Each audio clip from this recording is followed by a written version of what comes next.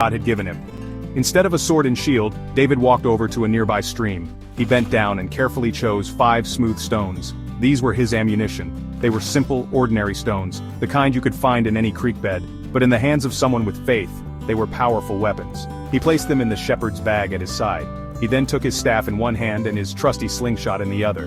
This was his armor. It was the armor of faith. It was light, it was familiar, and it was powered by his complete trust in God's protection. As David walked out into the valley, can you imagine what the soldiers thought?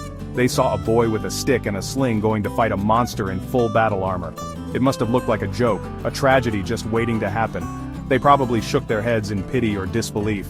But David was not walking alone. He was clothed in a confidence that no one else could see. He was armed with a courage that came from a deep well of faith. He knew that the battle was not his to win. The battle belonged to the Lord, and honestly, God does not need swords and spears to claim his victory.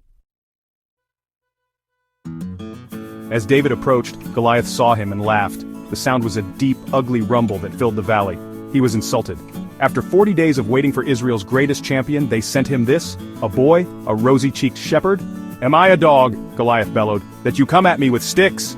He looked at David's simple staff and sling and felt nothing but contempt. He began to curse David by his pagan gods. He promised to tear him apart and feed his body to the birds of the air and the beasts of the field. His words were meant to terrify. They were meant to crush David's spirit before the fight even began.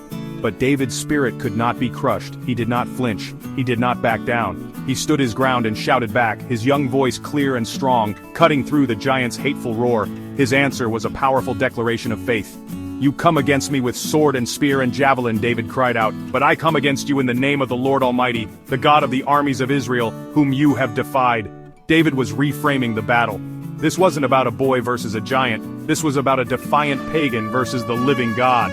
And in that contest, David knew who would win. David continued, his confidence growing with every word. He was not just speaking to Goliath, he was speaking to the watching armies and to his own heart.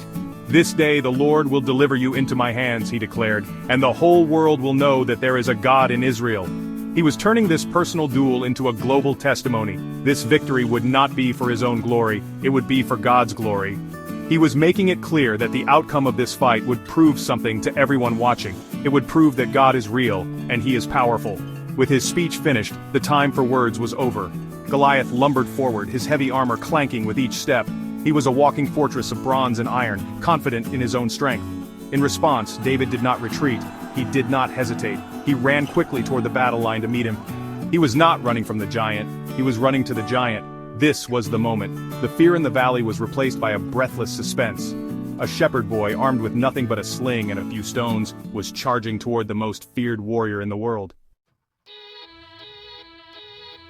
As he ran, David reached into his shepherd's bag. His hand closed around one of the 5 smooth stones. It felt cool and solid in his grasp. He didn't need all 5, he just needed the one that God had chosen for this moment.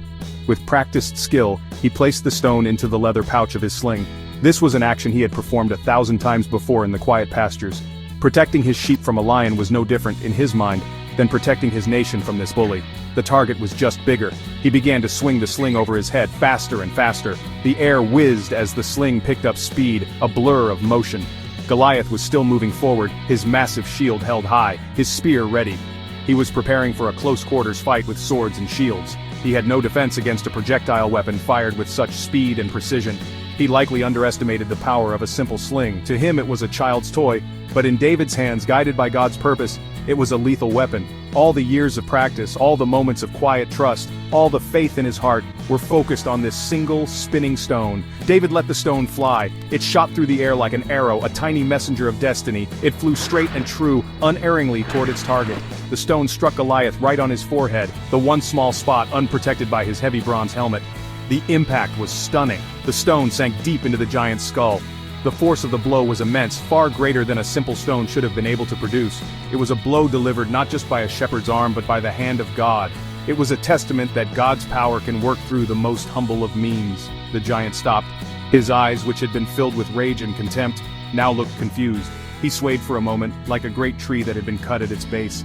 The world's most powerful warrior, the man who had terrified an entire nation for 40 days, stumbled. And then with a mighty crash that shook the ground, Goliath fell. He fell face down in the dirt, his great armor clattering uselessly around him. The unbeatable giant was defeated.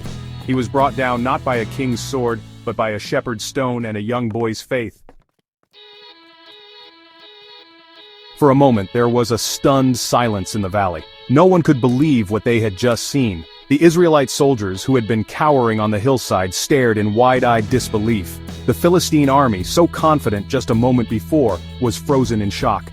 Their champion, their symbol of unbeatable power, was lying motionless on the ground. The giant's loud, terrifying roars had been replaced by a profound and absolute quiet.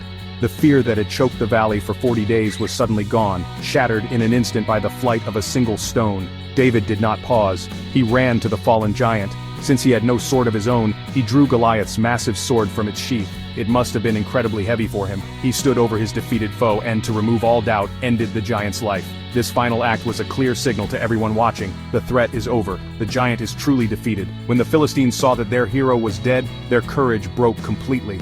The fear that had once belonged to the Israelites now belonged to them. They turned and ran, a panicked, disorganized mob. That was the signal the army of Israel needed. A great shout of victory rose up from the hillside. The soldiers who had been hiding in fear were now filled with a courage they had borrowed from David. They surged down into the valley, chasing after the fleeing Philistines. The battle turned into a rout. The hunters became the hunted. The victory was total and complete. One boy's act of faith had turned the tide of an entire war. It showed that courage is contagious. When one person stands up to fear, it gives everyone else permission to be brave too. The story does not end with David simply winning a battle. It was the beginning of his journey to becoming the king he was anointed to be. He had proven that his heart was courageous and his faith was real. He showed everyone that day that God can use anyone, no matter how small or overlooked, to achieve incredible things. David didn't just defeat a giant of flesh and blood. He defeated the giant of fear that had crippled his people. He taught them, and us, that the size of the giant you face is never as important as the size of the God you trust. The story of David and Goliath is more than just an ancient tale of a battle. It is a story for you and for me.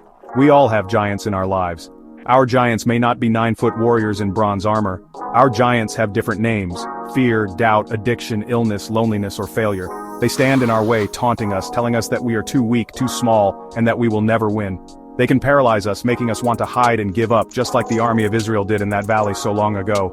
David teaches us how to face our giants. He did not focus on the size of his enemy, he focused on the size of his God. He remembered God's faithfulness in the past, the lion and the bear, and used it as fuel for his faith in the present. He refused to wear the world's armor of fear and doubt. Instead, he chose to use the simple tools that God had already given him: his skill, his experience, and his unwavering trust. He shows us that we don't need to be someone else to win our battles. We just need to be who God made us to be. True courage, the kind that can face down any giant, is not the absence of fear. It is moving forward even when you are afraid. It is taking that first step into the valley when everything inside you is telling you to run and hide. This kind of courage doesn't come from our own strength. It comes from trusting in something bigger than ourselves. It comes from putting our hand in the hand of God and walking forward with confidence, knowing that He is walking with us.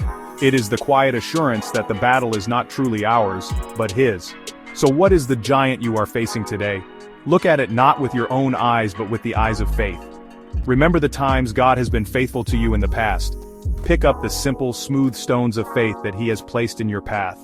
You may feel small, you may feel overlooked, you may feel like you have no chance, but the story of David is God's promise to you. He loves to use the unlikely, the underestimated, and the underdog to do amazing things. With courage and faith, you can face your giant, you can watch it fall.